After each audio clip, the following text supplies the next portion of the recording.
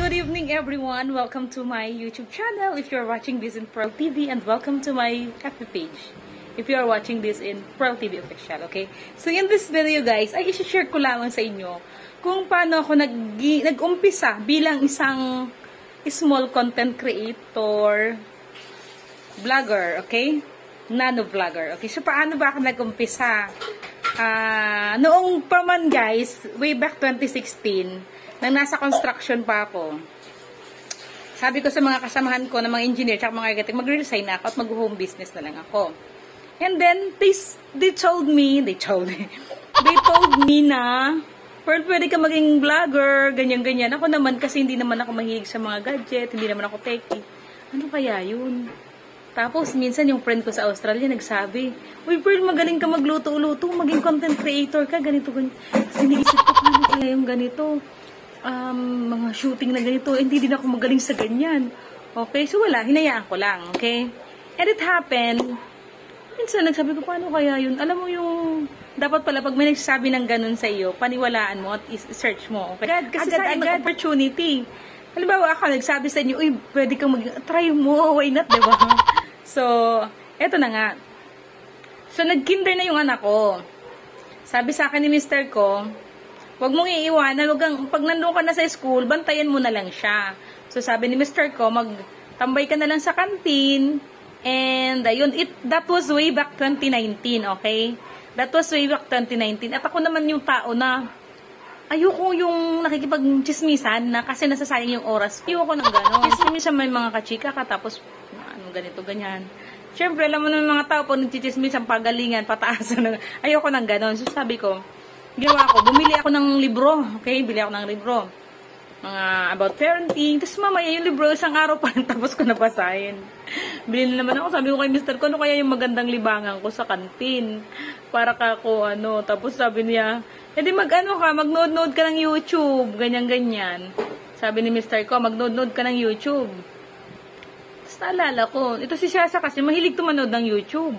Tapos minsan sabi niya, mama, i-videoan mo ako, sabi niya.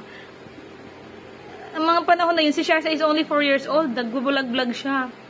Sabi ko, ganun pala yun. So, you're just, hosting, diba? You're hosting an event or ganyan. You're just sharing your life to people. So, Shasha is fond of doing that. So, nagka-idea ako. So, ang inano ko nun, for kids, okay? Smart Kids by Pearl. Ano-ano lang. Tapos, ayun na nga sa kantin. Lagi na ako nanonood. I am looking for an inspiration. Sabi ko, ano yung pinakamatinding dahilan kung bakit gagawin ko itong pag-ibig? At ayun na nga, syempre, nakita ko yung mga content creator ng mga negosyante na sinasabi na, try nyo na ito kasi nga, negosyo ito. So, that's why. Kasi, ako yung taong, pag sinabing negosyo, interested ako. Pag sinabing health, ay interested din ako. So, that was 2019, na-inspire ako kay Chinkitan, na-inspire ako kay Doc Willie Ong, and may isa pa na Korean na content creator na ngayon napakalaki na ng channel niya. Sa kanila ako na-inspire. So, yun na nga. Gawa-gawa na ako ng mga video na pambata. But later on, sabi ko, hindi ko naman pwedeng pilitin yung anak ko na mag-video siya, content ko siya, hindi pwede.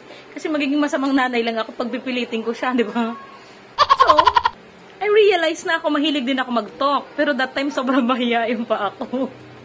Tapos pag nagla-live nga, natatakot ako. Sabi ko, I'm very much afraid that people is about to criticize me, how I look like. Takot ako na baka sabihin nila, ang pangit mo naman. Hindi ka naman matalino. Diba, alam, nandun yung kanigahan mo sa buhay.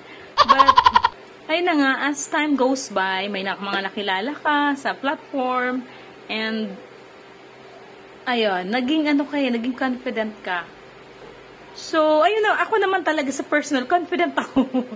Siyempre, iba din sa video. Guys, but ganun na pag may nagsabi sa inyo na pwede kayong ganyan, try nyo na, diba? Kasi baka magustuhan nyo. Kasi nung una ko, ganun din ako eh. Natatakot ako, nahihiya ako, pero na-realize ko, ito pala yung mundo na gusto ko eh, na sinishare ko yung nararamdaman ko. From time to time, sinishare ko yung gusto ko. What's my thought? Okay, what I want to share from time to time. So, ganun siya eh. Okay, so kayo din, I hope, share nyo lang. Kung tingin nyo yung bagay na sinishare nyo, something that will impact to humanity. Char. something that will impact to, people. Or something that can teach people, guide people, instruct people, and anything else under the sun. Pwede niyong i-share. Okay, so bye and thanks for watching. Please don't forget to like, subscribe, and share. God bless. This is Pearl. Love you all.